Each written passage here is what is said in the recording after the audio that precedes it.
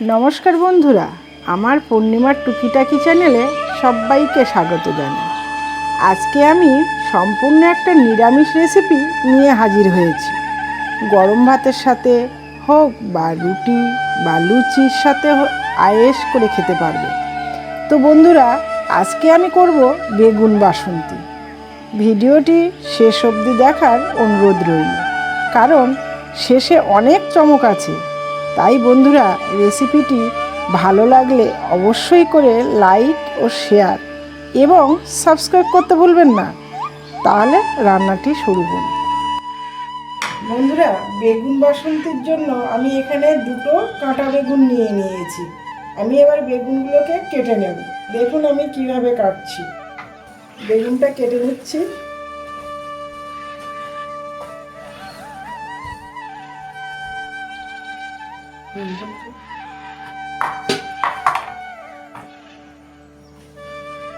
এবার একটু ছোট ছোট সাইজের কেটে নেব।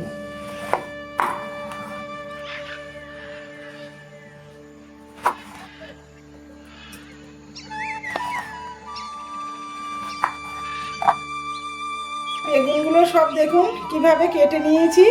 সব বেগুনগুলো কাটা, দুটো বেগুন পুরোটা কেটে নিয়েছি। আর এই কাটা বেগুন কিন্তু খেতে খুবই ভালো লাগে, মিষ্টি মিষ্টি লাগে। এবারে আমি একটা পাত্রে তুলে নিয়েছি বেগুনগুলো। বেগুনে এবারে আমি লবণ হলুদ মাখিয়ে নেব। লবণ দিয়ে দিলাম পরিমাণ মতো, আর দিয়ে দিচ্ছি হলুদ। ভালো করে হলুদ দিয়ে লবণ দিয়ে কিন্তু বেগুনগুলোকে সুন্দর করে মাখিয়ে নিতে হবে। হাতের সাহায্যে এরকম করে করে মাখিয়ে নিতে হবে। ভালো করে লবণ হলুদটা মাখিয়ে যাতে চারিদিকে মেখে যায় সেইভাবে কিন্তু মাখাতে হবে। পুরো বেগুনটা সবকটা বেগুনেই কিন্তু মাখিয়ে নেব। এরকম দেখুন, একদম এরকম চারিদিকে মাখাতে হবে। হাতের সাহায্যে সুন্দর করে হাতে করে নিয়ে মাখিয়ে নেব। বন্ধুরা, বেগুনগুলো দেখুন আমি হাতের সাহায্যে সুন্দর করে কিন্তু লবণ হলুদটা মাখিয়ে নিয়েছি। আর পুরোটা কত সুন্দর বেগুনের গায়ে লেগে গেছে কিন্তু লবণ হলুদ। হাতের সাহায্যে যদি না মাখান তাহলে কিন্তু ভালোভাবে বেগুনের গায়ে মাখানো যাবে না। পুরো লবণ হলুদ মাখানো হয়ে গেল। এ সাইডে আমি উনুন ধরিয়ে দিয়েছি, কড়াই বসিয়ে দিয়েছি। কড়াটা কিন্তু গরম হয়ে গেছে। এবারে আমি তেল দিয়ে দিচ্ছি, কারণ বেগুনগুলো ভাজতে হবে। সরষের তেল দিয়ে দিলাম। তেলটা গরম হয়ে গেছে। এবারে আমি এক এক করে বেগুন ছেড়ে দিচ্ছি। একটু বেগুনগুলো একটু ছাকা তুলে ভেজে নিতে হবে। বেশি করে একটু ছাকা তুলে ভেজে নিতে হবে।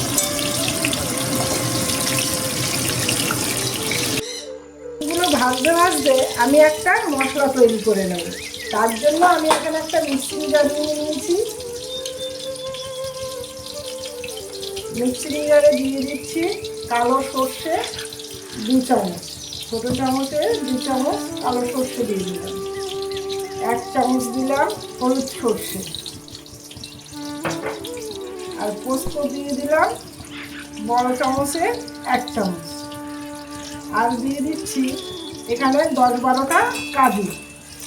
আমরা যদি সর্ষে বাটার সময় যদি লবণ দিয়ে বাটি তাহলে কিন্তু সর্ষে তেতো লাগে না, তার জন্য অল্প পরিমাণে লবণ দিয়ে দিলাম। আর দিয়ে দিচ্ছি 4টে কাঁচা লঙ্কা। সবগুলো পেস্ট করে নিয়ে ফিরে আসছি। লালচে লালচে করে ভেজে নিয়েছি। ঠিক এরকম করে লালচে লালচে করে ভেজে নিতে হবে। দেখুন ঠিক ওই কালারে একটু লালচে করে করলে কি হবে, ভালো লাগবে। কিন্তু বেগুনটাও ভাজা হয়ে যাচ্ছে একদম পুরো। এইভাবে বেগুনগুলো কিন্তু আমি সব ভেজে নিচ্ছি।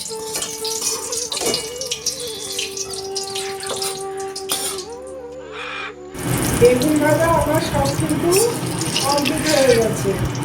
বেগুনগুলো সব তুলে দিচ্ছি। সুন্দর করে সব লাল করে করে ভেজে নিয়েছি।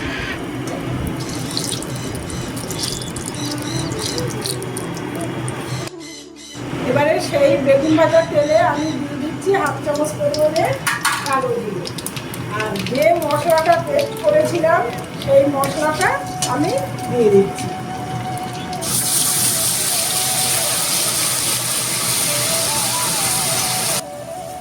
এবারে আমি মশলাটা কিন্তু পুরোটা দিয়ে দিয়েছি। এবারে এখানে শুধুমাত্র আমি হলুদ গুঁড়ো অ্যাড করছি, 1/2 চামচ পরিমাণে হলুদ গুঁড়ো। আর একটু ভালো কালারের জন্য কাশ্মীরি লঙ্কা গুঁড়ো 1/2 চামচ পরিমাণে দিই। এবারে মশলাটা ভালো করে কষতে হবে।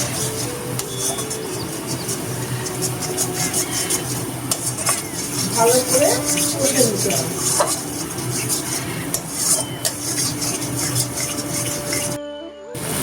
মশলাটা থেকে কিন্তু তেল ছাড়তে শুরু করেছে।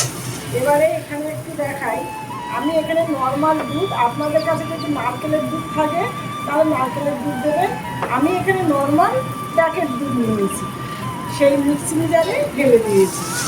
মিক্সিং জারের মশলাটাও ধুয়ে যাবে, কারণ বেশি জল তো এখানে লাগে না, বেশ দুধ দিয়েই হবে কিন্তু বেগুন বাসন্তী। এই বেগুন বাসন্তীর মূল কারণ এটাই হচ্ছে কিন্তু কি বলুন তো, উপকরণটা এই দুধ দিয়ে করলে খুব ভালো লাগে। আর আপনারা যদি এখানে আমি কাজু দিয়েছি, সেখানে যদি আপনারা নারকেল দেন দিতে পারেন, কোনো অসুবিধা নেই। নারকেলের দুধ হলে খুব ভালো হয়, কিন্তু আমার কাছে নেই, ওই জন্য আমি কিন্তু নর্মাল প্যাকেট দুধই দিলাম। এখানে কিন্তু বেশি জল পড়বে না, জাস্ট যেটুকু জল লাগবে সেটা আমি দুধই দিয়েছি, দুধ দিয়ে করে নিয়েছি। এবারে দিয়ে দিচ্ছি স্বাদ অনুসারে লবণ দিয়ে দিচ্ছি। বেগুনগুলো কিন্তু আমি লবণ হলুদ দিয়ে ভাজা করেছি, সুতরাং সেই বুঝে দেবেন। এবারে আমি একটু ঢেকে দেবো, কারণ একটু ফুটে উঠবে, তারপরে কিন্তু আমি ফিরে আসছি।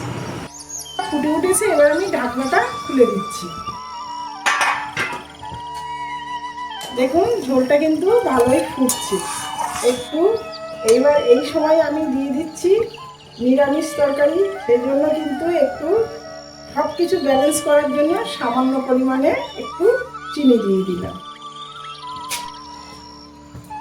লবণ, লঙ্কা, মশলা সবই ব্যালেন্স করবে, একটু মিষ্টি দিয়ে দিলে। এবারে আমি এই সময় দিয়ে দেবো এক এক করে বেগুনগুলো দিয়ে দেবো, কারণ বেগুন দিয়ে কিন্তু বেশিক্ষণ ফুটবে না।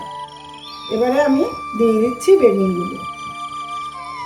তো বন্ধুরা, আমার এই রেসিপিটা যদি আপনাদের ভালো লেগে থাকে তাহলে অবশ্যই একটা লাইক দিয়ে বন্ধুদের কাছে শেয়ার করে দেবেন।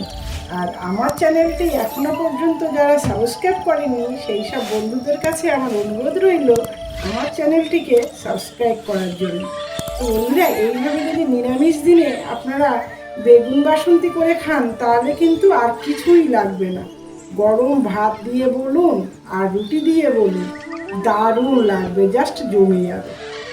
আর আমি এই কাঁটা বেগুন দিয়ে করেছি, আপনারা লম্বা বেগুন দিয়েও করতে পারেন, কোনো অসুবিধা নেই। আমি কাঁটা বেগুনটা দিয়ে করলাম কেন, আমার বাড়িতে কাঁটা বেগুনটাই ছিল। এবারে একটু ফুটে ওঠা পর্যন্ত অপেক্ষা করব। ঢাকা দেওয়ার দরকার নেই, এইভাবে আমি কিছুক্ষণ একটু অপেক্ষা করব। তো বন্ধুরা, আমার কিন্তু বেগুন বাসন্তী কিন্তু প্রায় কমপ্লিট, কারণ এই বেগুন বাসন্তীতে কিন্তু বেশি ঝোল হয় না, অল্প ঝোল থাকে। আর বেগুন তো রান্না করতে সময় লাগে না, খুব তাড়াতাড়ি হয়ে যায়। তো বন্ধুরা, আজকের মতো এখানে আসছি। আপনারা সুস্থ থাকবেন, ভালো থাকবেন আর আমার পাশে থাকবেন। তো এখানেই শেষ করছি। এতক্ষণ ধরে যে আমার ভিডিওটা দেখলেন তার জন্য আপনাদের সবাইকে অসংখ্য ধন্যবাদ।